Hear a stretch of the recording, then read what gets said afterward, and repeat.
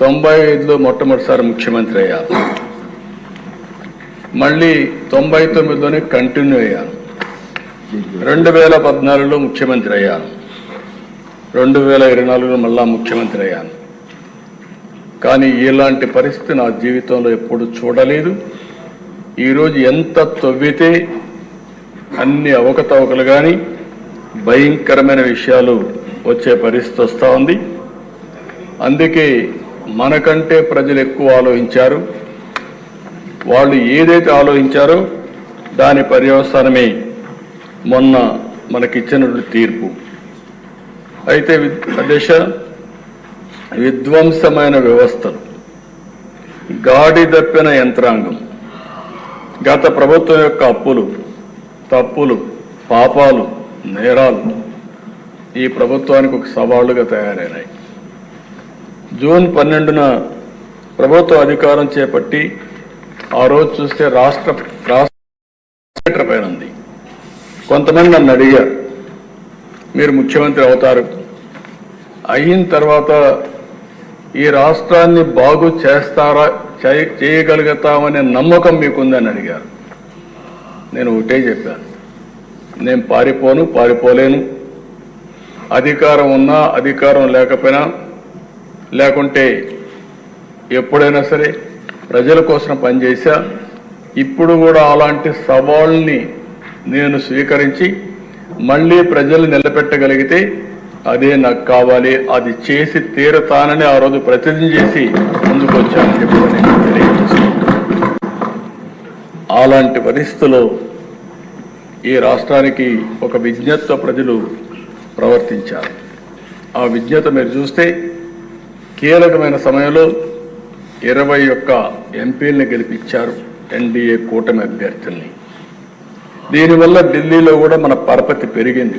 కాస్తో కోస్తో వెంటిలేటర్ పై నుండే రాష్ట్రానికి సహాయం చేయడానికి ఆ రోజు నేను కానీ, మిత్రుడు పవన్ కళ్యాణ్ గారు కానీ, ఒక పక్క నరేంద్ర మోడీ గారు కానీ, బీజేపీ ప్రధానమంత్రి గారు అయిన నరేంద్ర మోడీ గారు అందరం కలిసి చెప్పాం. దాని మీద పూర్తిగా కేంద్రం కూడా సహకరించే పరిస్థితికి వచ్చారు.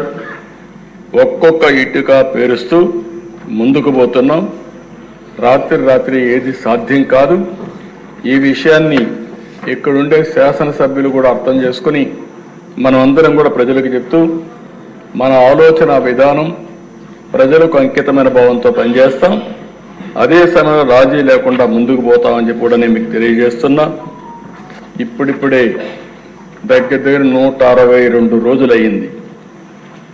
రోజులు లెక్క పెట్టుకుంటున్నాం.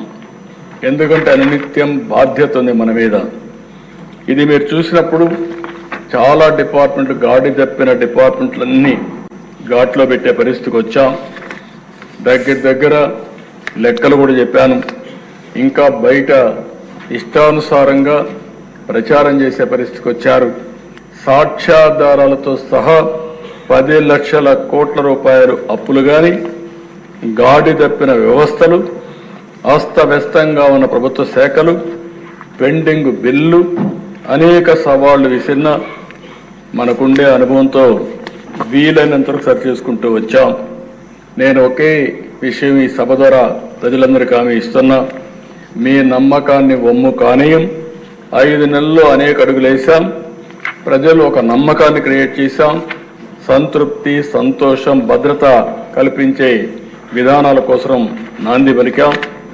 మళ్ళీ హామీ ఇస్తున్నా, ఎన్డీఏ విధానం సంక్షేమం, అభివృద్ధి, సుపరిపాలన ఈ 3 ద్వారా ఆంధ్రప్రదేశ్ రాష్ట్ర ప్రజలకు భరోసా ఇచ్చే విధంగా ఈ పరిపాలన కొనసాగిస్తామని చెప్పి కూడా నేను మీకు తెలియజేస్తున్నాను. మా ఆలోచన ఒకటే, పేదవాళ్ళ ఆదాయం పెరగాలి, ఖర్చులు తగ్గాలి, వాళ్ళ జీవన ప్రమాణాలు మెరుగుపరచాలనేదే ధ్యేయంగా పనిచేస్తున్నామని చెప్పి కూడా నేను మీకు తెలియజేస్తున్నాను.